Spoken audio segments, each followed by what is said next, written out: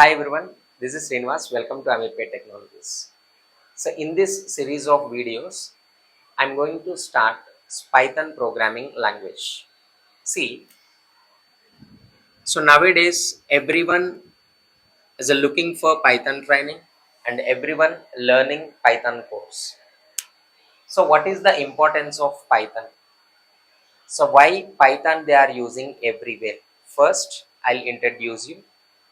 Slowly we will enter into the concepts of Python. Okay. See, Python is using everywhere.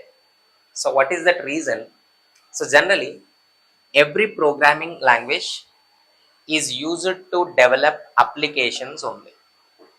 Every programming language is used to develop applications. So what kind of applications we can develop? What kind of applications? Generally, applications are two types. One is a system based application. Second one is a web based application. System based application means that application will run on single system. We can also called desktop applications or standalone application. Anything you can call system based application. For example, I want to play one video. One media player is required. Video player. I want to open the Word document. MS Office software is required.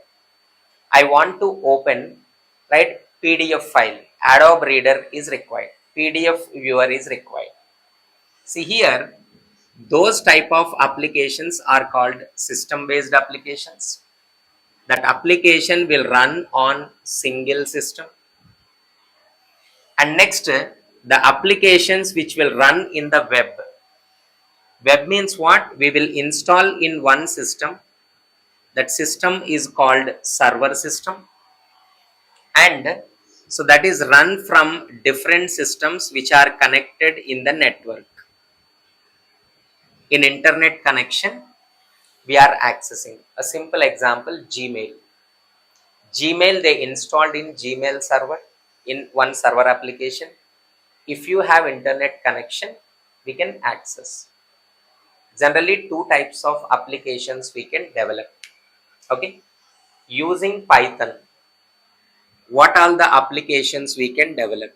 First one, system based applications, nothing but standalone applications we can develop. Again, what are the standalone applications? So those are application softwares like here it is a MS Office, these type of applications.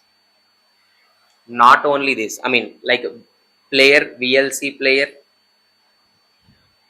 As not only this, we can also develop embedded system applications. Embedded means what? For example, there is a Xerox machine. Xerox. To run the Xerox machine, one program is required, right? For every motherboard, chip based programming, chip level programming is there.